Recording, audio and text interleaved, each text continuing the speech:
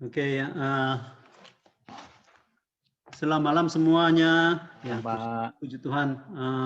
Selamat malam. Selama 2 minggu ya, kemarin dalam rapat ya, selama 2 minggu ya, itu kami ya, pakai Zoom aja biar semua aman ya, sehat. Kan Pak Rudi sering berkeliling, aku juga sering berkeliling, jadi Mika juga berkeliling. Jadi yang penting harus sehat. Jadi ya ambil keputusannya untuk ini ya selama 2 minggu lewat Zoom. Hari ini mau bahas pasal 17 sampai 18 ya hari ini. Untuk itu coba lihat garis besar dulu ya, garis besar.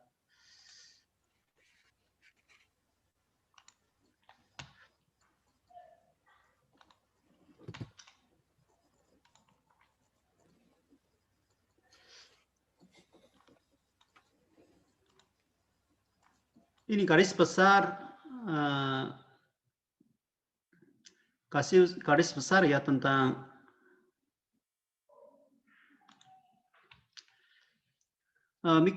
garis besar tentang kitab ulangannya. 3 khotbah. Khotbah yang pertama ya tentang itu masa lalu. Masa lalu. Jadi orang bangsa Israel tidak percaya sehingga di padang gurun 38 tahun. Ini duka ya, duka. Kemudian dua raja, itu pasal 3 dua raja. Raja Hesbon, Raja Pasan. Itu dua raja walaupun mereka kuat tetapi dikalahkan. Jadi ini suka. Jadi selama 38 tahun ada duka dan suka, tetapi dilindungi oleh Tuhan. Jadi itu khotbah yang pertama pasal 1 sampai ke 4, sehingga harus berpeganglah pada hukum Taurat. Jadi hukum Taurat. Jadi hukum Taurat itu apa? Jadi khotbah yang kedua tentang hukum Taurat. Pasal 5 sampai pasal 26. Itu kita lagi baca pasal 18 ya, pasal 18. Jadi ini khotbah yang kedua. Jadi berpegang apa? Berpegang hukum Taurat. Itu penting ya.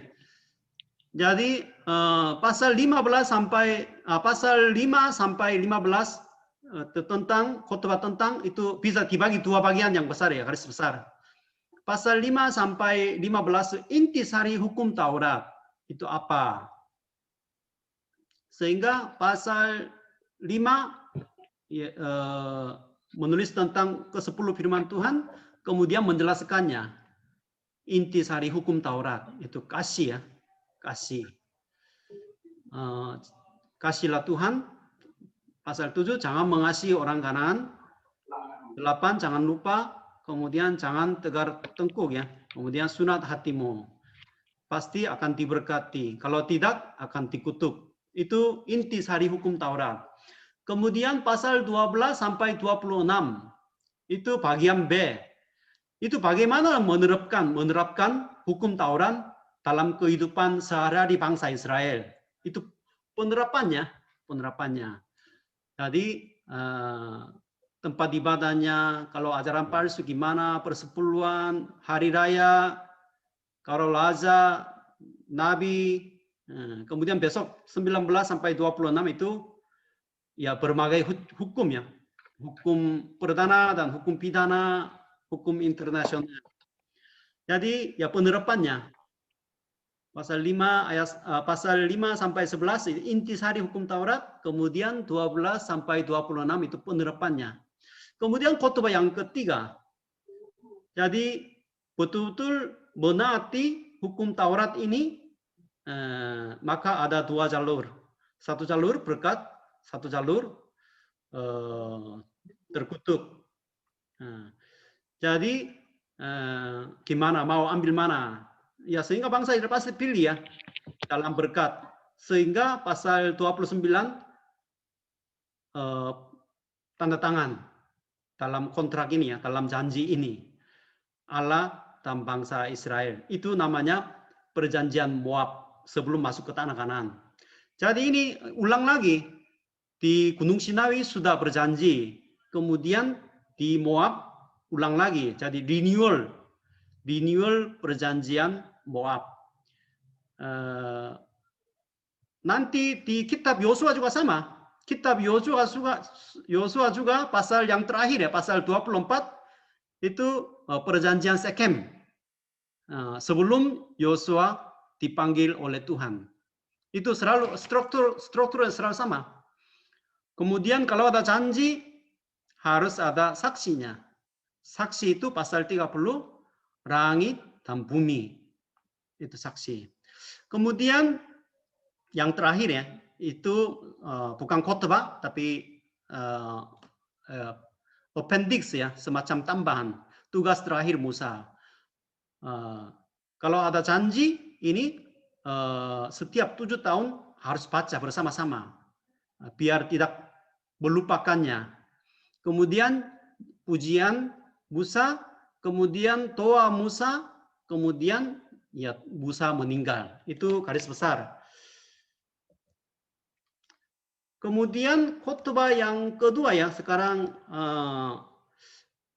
pasal 5 itu penting ya, ke-10 firman Tuhan. Ini dasarnya. Ke-10 firman Tuhan ini hukum yang pertama. Ini ada kaitan dengan pasal 6 sampai 11. Intisarinya ya, intisari hukum Taurat. Ya setia kepada Tuhan, berpegang ya kasih kepada Tuhan. Itu penerapannya. Kemudian pasal 12, jangan membuat patung. Ini ada kaitan dengan hukum kedua. Hukum kedua. Kemudian jangan menyebut nama Tuhan. Hukum yang ketiga ini ada kaitan dengan nabi palsu. Nabi palsu ini biasanya datang untuk menyesatkan bangsa Israel atas nama dirinya. Bukan nama Tuhan. Jadi ini hukum yang pasal 13 ada kaitan dengan hukum ketiga. Jangan menyebut nama Tuhan. Kemudian kemarin hari raya, hari Sabat ya, hari raya dan 3 hari raya besar. Itu ada kaitan dengan hari Sabat. Tetaplah ingat dan kuduskanlah hari Sabat. Dasarnya hari Sabat, kemudian bagaimana diterapkan ke dalam kehidupan bangsa Israel. Selama 1 tahun ada hari raya. Bagaimana? Itu tertulis ya di dalam pasal 15-14. Dan hari raya ini kalau nanti sekarang di padang gurun, jadi jarang dirayakan. Tapi kalau nanti di Kanaan sudah memiliki tempat yang tepat, mereka pasti akan merayakan. Dan juga ada panen juga. Kan sekarang di padang gurun tidak ada panen ya. Jadi kalau nanti masuk ke tanah Kanaan, mereka betul-betul ya bisa merayakan hari raya Pondok Daud, mungkin seperti itu. Dengan panen, hasil panen mereka. Jadi hari raya seperti apa. Kemudian pasal 16, 18 ya, itu 16B ya, bagian B. Itu sampai 18 itu ada kaitan dengan hukum kelima, hormatilah ayahmu dan ibumu. Ini intinya. Ini intinya. Jadi dengan hukum dasar ini ya, bagaimana diterapkan? Diterapkan kepada hakim, raja, imam, nabi. Jadi orang tua kita, ayah dan ibu itu antara hubungan manusia itu paling penting kan. Pas hukum ke-5 sampai 10 itu hubungan antara manusia. Sebaliknya hukum yang pertama sampai ke-4 itu hubungan sama Tuhan ya. Ini 5 sampai 10 itu hubungan antara manusia sesama. Di antara hubungan, di antara 6 hukum ini ya, yang paling penting itu ya orang tua. Kenapa? Orang tua itu wakil Allah yang ada di bumi, Allah ada di surga. Jadi orang tua itu wakil Allah yang hidup di bumi ini, sehingga hormati ayahmu dan ibumu. Sama seperti itu harus menghormati hakim, raja, imam, nabi. Harus mendengar perintahnya. Sehingga dia akan hidup. Kalau di antara 10 firman-Nya, biasanya hukum yang pertama sampai ke 7 ya, biasanya itu kalau dilanggar langsung dibunuh biasanya. Membunuh seseorang langsung dibunuh kan. Berzina juga kalau diketahui ya di tempat pasar langsung dibunuh ya juga. Mencuri mungkin ada hukumnya. Jadi hukumnya itu begitu berat ya, begitu berat. Jadi hari ini, kemudian besok 1922 itu besok ada kota perlindungan dan mungkin itu maksudnya apa? Itu jangan membunuh. Ada kaitan dengan hukum ke-6 ya. Jadi hukum ini sangat menghargai, hukum Taurat itu sangat menghargai nyawa manusia. Satunya ini masih ada. Kemudian ya pasal 22 pernikahan, jadi jangan berzina. Kemudian mencuri, jangan mencuri. Itu ada kaitan pasal 23 sampai 24 upah bunga nasar. Jadi jangan mencuri. Kemudian jangan mengucapkan saksi dusta tentang sesamamu. Itu ya pengadilan yang adil. Kemudian jangan menghina istri sesamamu dan sebagainya, itu perdagangan adil dan persepuluhan. Jadi mungkin kadang-kadang tidak begitu nyambung juga, tapi ya itu salah satu tafsirannya, salah satu tafsiran. Jadi tapi lumayan ada hubungannya.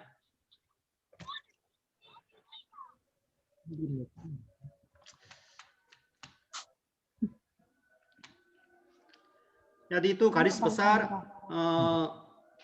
hari ini pasal 16 ayat 18, coba lihat. Pasal 16 ayat 18 sampai pasal 18 hari ini ya. Itu hakim dan raja, kemudian imam dan nabi. Itu kekuatannya setara dengan orang tua. Harus taat, hormat. Itu ya inti. Jadi ayatnya begini ya.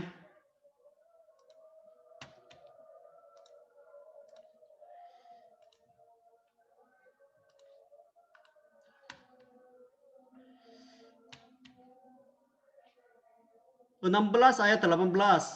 Hakim dan petugas-petugas haruslah kau angkat di segala tempat yang diberikan Tuhan Allahmu kepadamu menurut suku-sukumu. Mereka harus menghakimi bangsa itu dengan pengadilan yang adil. Jadi harus pilih hakim. Kemudian petugas itu mungkin semacam pemimpin juga ya, pemimpin politik. Harus kau angkat. Jadi bangsa Israel angkat. Itu sedikit beda ya. Hakim itu hakim dan raja dipilih oleh bangsa Israel. Tapi raja imam dan nabi itu dipilih oleh Allah. Itu sangat ditekankan. Jadi ini nanti di tanah kanannya, ini hakim-hakim petugas dipilih, kemudian mereka menghakimi. Tapi caranya adil, harus adil. Kemudian tiba-tiba ayat 21 ya, 21. Janganlah engkau menanam sesuatu pohon sebagai tiang berhala di di samping mesbah Tuhan Allahmu, mesbah yang akan kau buat bagimu. Pasal 16 ayat 21 sampai pasal 17 ayat 7. 7 ya. Ini berbicara tentang berhala. Mengapa tiba-tiba berbicara tentang berhala?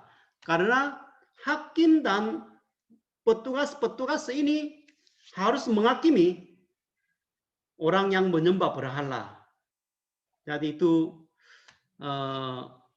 maksudnya.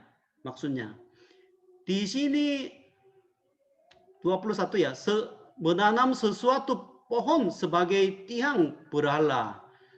Sesuatu pohon sebagai tiang itu biasanya apa ya? Alat vital perempuan biasanya dalam menyembah berhala. Kemudian tugu berhala. Ini juga mungkin bukan tugu berhala biasa. Itu semacam alat vital ya. Alat kelamin laki-laki. Jadi itu budaya agama orang Kanaan. Jadi ini harus dihakimi. Jadi itu maksudnya tugas hakim dan petugas ya.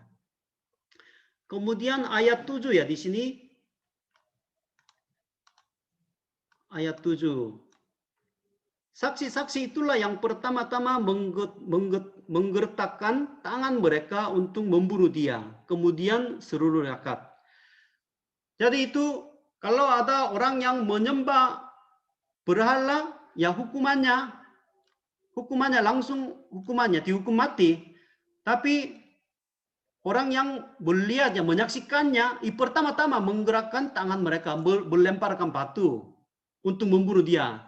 Itu maksudnya apa? Itu biar betul-betul tidak terjadi. Sehingga siapapun sudah melihat, kemudian sudah ada hukumnya dari hakim, langsung dibunuh. Jadi ini hukumannya keras ya, hukumannya keras. Kemudian pasal 17 ayat 8 ya, sampai 13.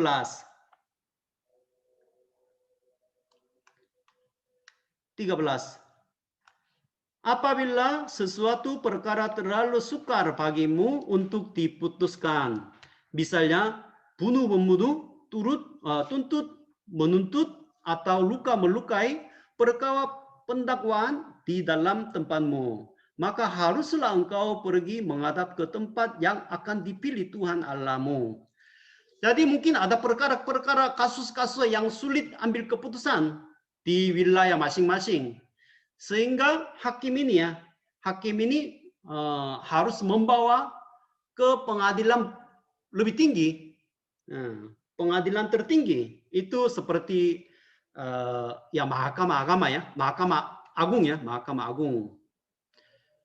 Tapi tempatnya pergi menghadap ke tempat yang dipilih Tuhan. Ya itu artinya ya pusat. Kalau seperti Jakarta harus ke pusat.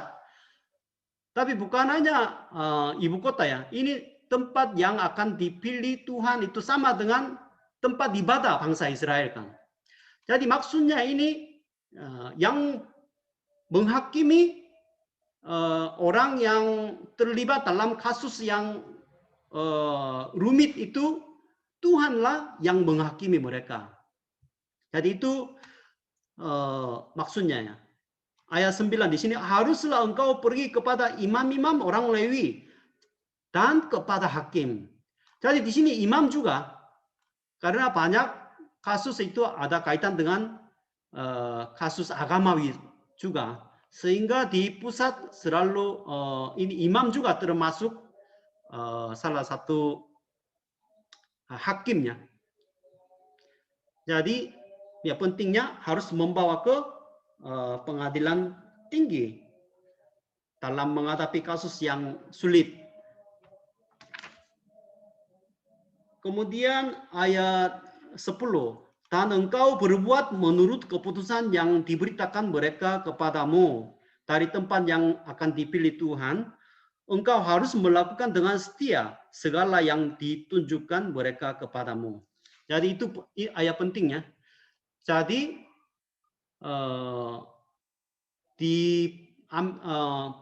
terhadap kasus-kasus ya, sudah ada keputusan, harus engkau dengan setia, harus melakukan dengan setia.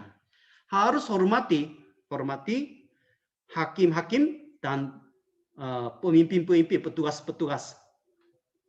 Itu intinya seperti menghormati orang tuamu. Jadi dan prinsipnya juga harus adil. Jadi itu penting ya. Jadi dalam kita juga sebagai orang Kristen kita harus menghormati ya hukum-hukum Indonesia dan hakim-hakim. Kalau sudah ada keputusan kita harus taat. Itu maksudnya ya.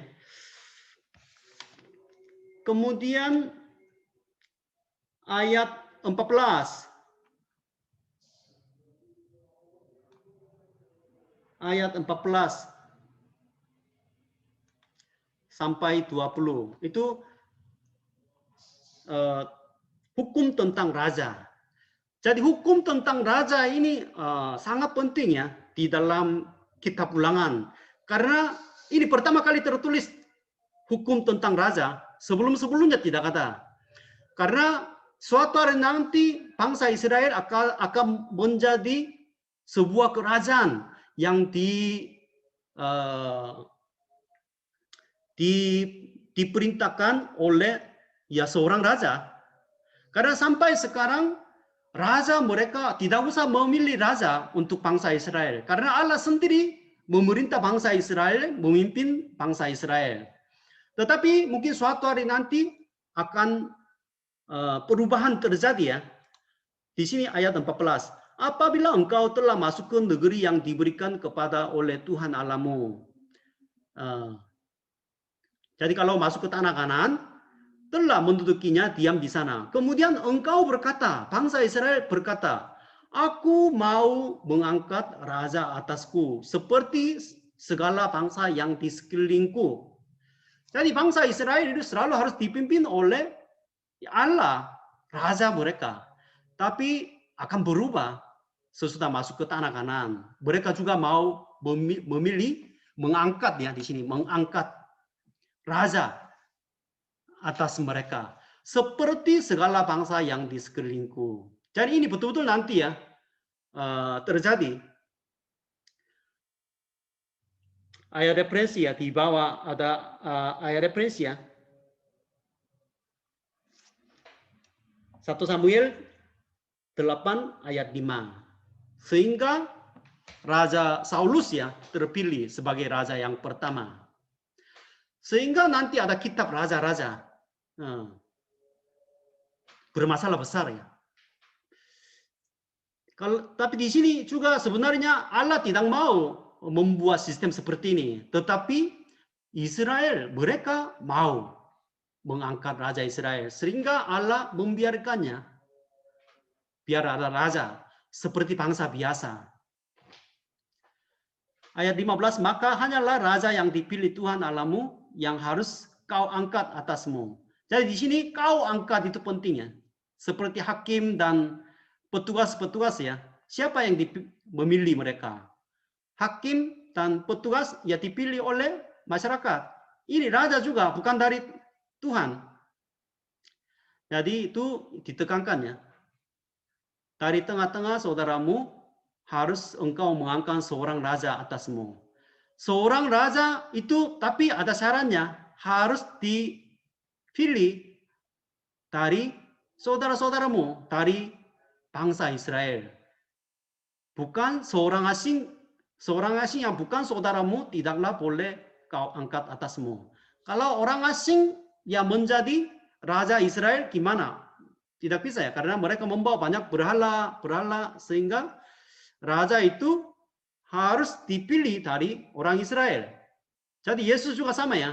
Yesus juga lahir dari suku Yehuda, bukan mungkin negara yang lain, bangsa lainnya.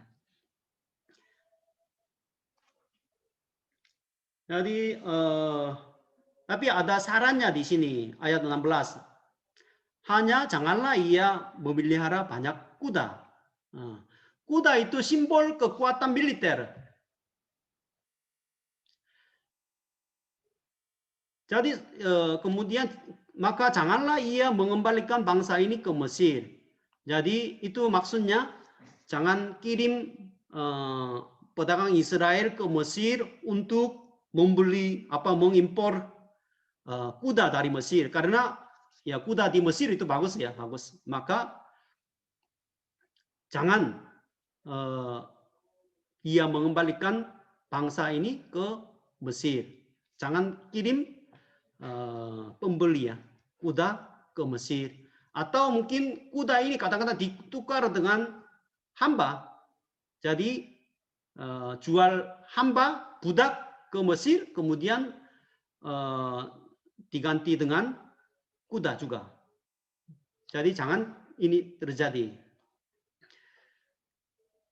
Jangan mendapat banyak kuda. Itu syarat yang pertama. Kemudian syarat yang kedua, jangan banyak istri. Jadi istri juga itu, mengapa banyak istri? Karena melalui pernikahan, raja-raja mau memperluas daerahnya.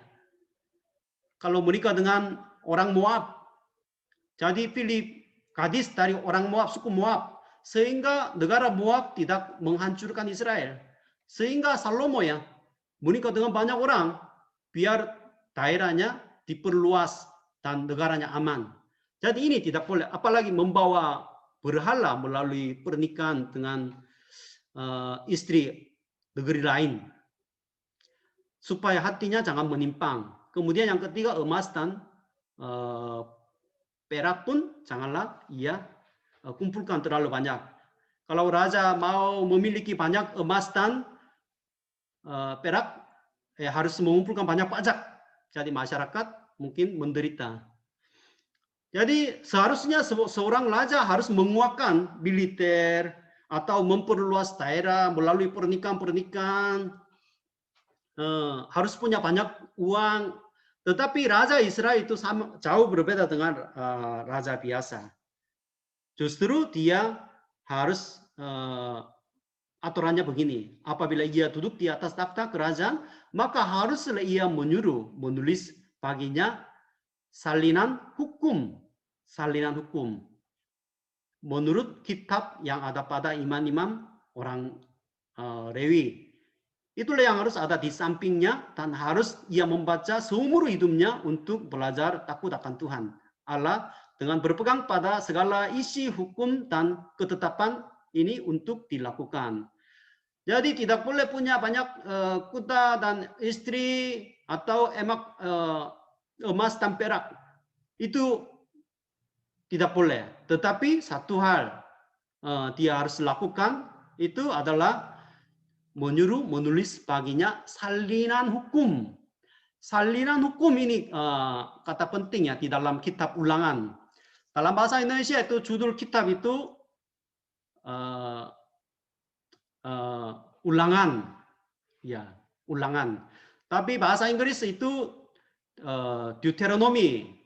Deuter itu dua, nomi itu nom, itu bahasa Inggris itu syarat standar kan. Jadi syarat yang kedua artinya fotokopi hukum Taurat. Jadi selalu dia menyuruh ya menulis baginya fotokopi hukum Taurat ini. Kemudian selalu taruh di sampingnya, di takhta raja itu. Kemudian haruslah ia membaca seumur hidupnya untuk belajar takut akan Tuhan dengan berpegang pada segala isi hukum dan ketetapan ini untuk dilakukan. Jadi terus baca, kemudian seumur hidup takut akan Tuhan, kemudian berpegang ya segala isi hukum Taurat dan melakukannya. Itu penting daripada banyak kuda dan kekuatan militer besar atau mungkin daerah yang luas. Enggak, itu jauh berbeda dengan raja biasa. Jadi di sebelahnya selalu ada hukum Taurat. yang membacanya dan menurunkannya. Itu raja ya, raja. Jadi kita juga orang Kristen ya, imamat raja nih kan, raja. Kita juga di samping kita ada apa? Tempat yang dekat dari kita, tubuh kita, tempat kita yang dekat di depan meja atau mungkin di tempat tidur, di sekitar tempat tidur atau di tempat meja ada apa? Jadi biasanya HP ya, HP. Jadi selalu ada firman-Nya, hukum Taurat. Dan juga maka kekuatan bangsa Israel ya bukan tidak tergantung pada kekuatan militer atau mungkin kekuatan negaranya atau emas perak, tidak. Itu taat firman Tuhan, hukum Taurat atau tidak. Itu kuncinya. Itu sebagai raja harus ingat. Kemudian hari ini pasal 18 ya, pasal 18 tentang pasal 18 ayat 1 ya, itu imam orang Lewi, seluruh suku Lewi, itu aturan tentang orang Lewi dan imam-imam. Jadi ini sudah mungkin berkali-kali ya tertulis ya di dalam kitab sebelumnya ya, Keluaran juga. Jadi ayat 1 sampai ke 8 ya artinya harus menjamin kehidupan mereka dan kebutuhan mereka biar mereka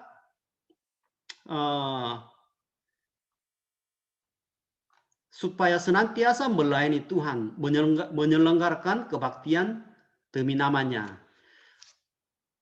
Orang Lewi dan imam ini kehidupannya betul-betul ya dijamin oleh umatnya sehingga mereka betul-betul berfokus ya di dalam bait suci untuk menyembah Tuhan, pelayanan.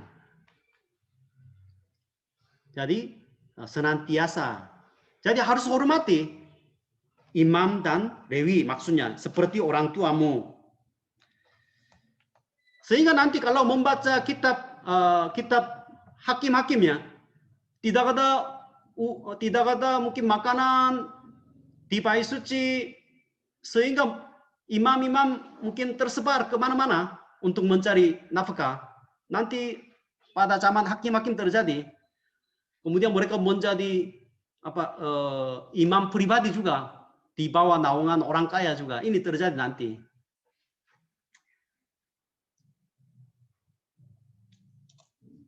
Kemudian pasal ayat 9 ya, ayat 9 sampai 14. Pertenungan dan bernubuat. Jadi apabila engkau di sini mungkin imam dan orang Lewi ya, khususnya mungkinnya, mereka tugasnya janganlah engkau belajar berlaku sesuai dengan kekejian yang dilakukan bangsa-bangsa itu. Imam dan orang Lewi itu betul-betul mereka mengerti kebaktian yang benar ya di bait suci. Jangan engkau belajar dari bangsa Israel seperti ayat 10 di sini ya. Di sini ada bermacam-macam ya cara menyembah. Seperti di sini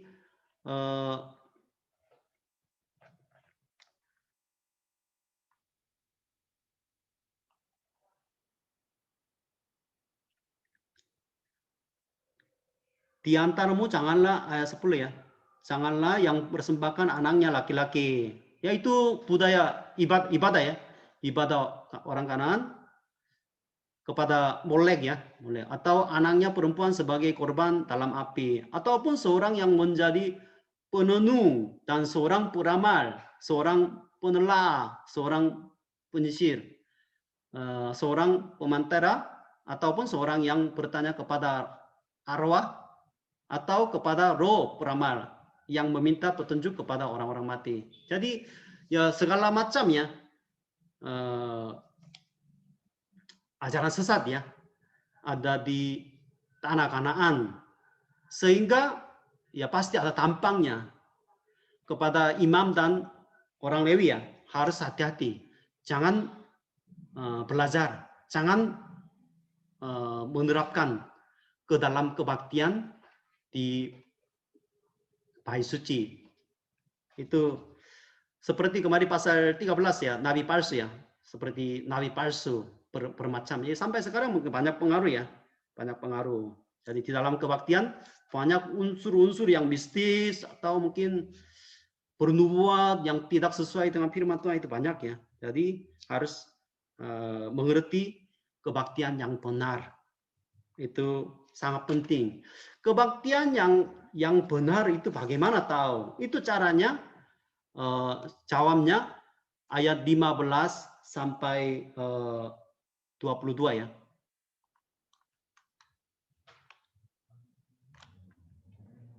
Ayat 15 solusinya.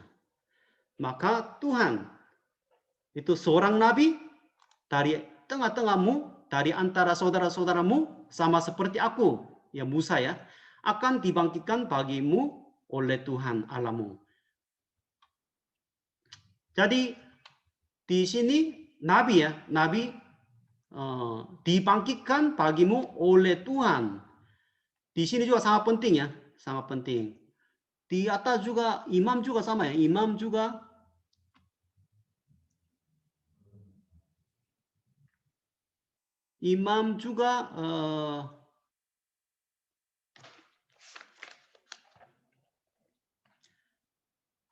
ayat 5. Dialah yang dipilih oleh Tuhan Allahmu. Hakim dan raja itu dipilih oleh masyarakat. Jadi masyarakat harus tanggung jawab. Tapi imam yang dipilih oleh Tuhan Allahmu. Kemudian nabi dibangkitkan bagimu oleh Tuhan. Itu sangat ditekankan. Maka bangsa Israel betul-betul hormati seperti ayahmu, ibumu. Itu maksudnya ya. Tapi di sini mungkin seorang nabi itu sering disebut itu nubuat Yesus Kristus. Ya itu benar ya, benar. Tetapi bukan langsung Yesus Kristus ya. Di sini seorang nabi itu artinya akan membuat jabatan yang baru seperti Musa. Kan sebelum Musa tidak ada nabi ya. Musa itu nabi yang pertama.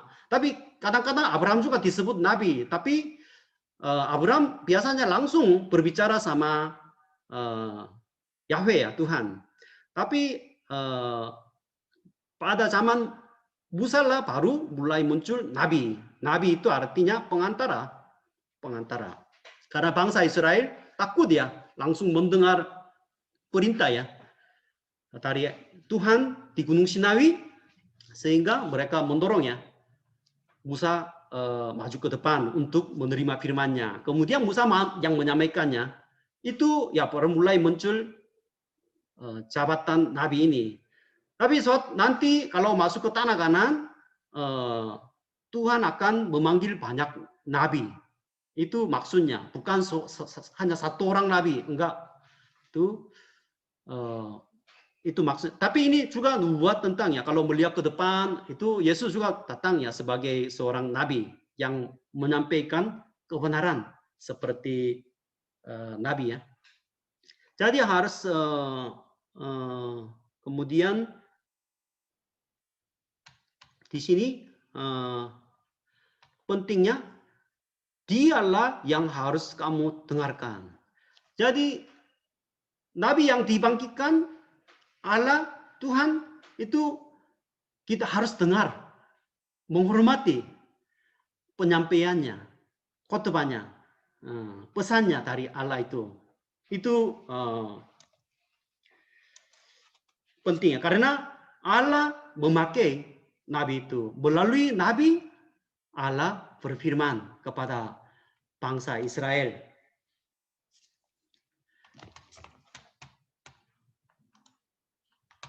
Jadi itu maksudnya dari bangsa Israel menghormati, menaati. Yang pertama hakim dan petugas-petugas, kemudian raja, kemudian imam dan orang Lewi, kemudian nabi. Itu menghormati dan mendengarnya, keputusannya, kemudian ya perintahnya. Jadi ini semua Israel bangsa Israel sesudah masuk ke tanah Kanan, ya mereka semua gagal. Semua raja Israel, Israel Selatan, Israel Utara, ya semua gagal. Di sebelah takhta mereka tidak ada hukum Taurat. Hanya beberapa raja saja, Yosia dan beberapa saja. Gagal.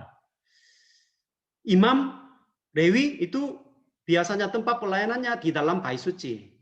Tetapi nanti bagian mereka, kehidupan mereka sulit sehingga tersebar kemana-mana.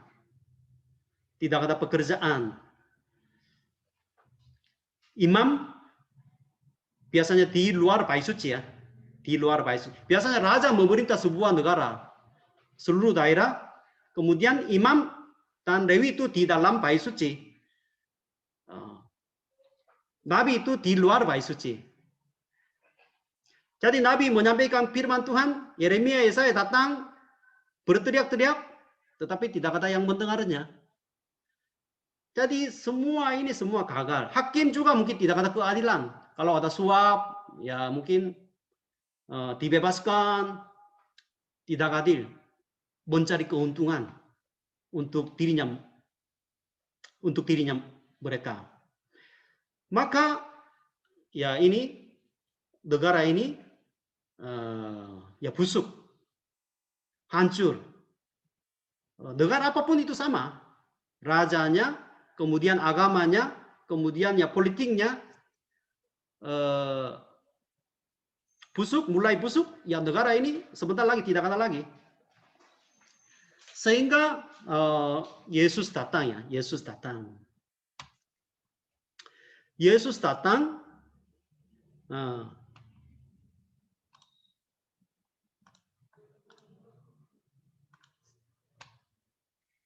Coba lihat satu ayat lagi ya, yang terakhir. Matius 17 ayat 5 mungkin.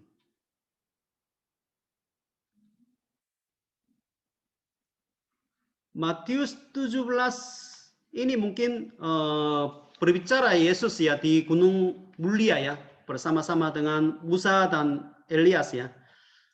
6 hari kemudian Yesus membawa Petrus, Yakobus dan Yohanes saudaranya. Jadi Petrus, Yohanes, Yakobus, Yohanes itu di antara 12 murid itu selalu paling dekat ya sama Yesus. Bersama-sama dengan mereka naik ke sebuah gunung yang tinggi. Di situ mereka sendiri saja. Yesus juga kadang-kadang ya naik ke sebuah gunung atau bukit ya. Itu bukan kebetulannya. Matius pasal 5 juga sebuah bukit itu juga karena itu simbol ya. Simbol Yahweh. Yahweh selalu berbicara dari gunung yang tinggi. Maka Yesus juga sama seperti itu. Di situ mereka sendiri saja. Lalu Yesus berubah rupa di depan mata mereka. Wajahnya bercahaya seperti matahari dan pakaiannya menjadi putih, bersinar seperti terang. Maka nampak kepada mereka Musa dan Elia sedang berbicara dengan dia. Jadi Musa dan Elia sekarang berbicara ya. Musa ini wakil hukum Taurat, simbol hukum Taurat. Kemudian Elia ini ya simbol Nabi ya, berbicara sama Yesus. Kata Petrus kepada Yesus, Tuhan, betapa bahagianya kami berada di tempat ini. Jika engkau mau, biarlah kudirikan di sini 3 kemah, satu untuk engkau, satu untuk Musa, satu untuk Elia. Dan tiba-tiba sedang ia berkata-kata, turun awan yang terang menaungi mereka. Turun awan itu simbol ya, kehadirat Allah ya. Menaungi mereka dan dari dalam awan itu terdengar suara yang berkata, inilah anakku yang kukasihi. Jadi itu hubungan sama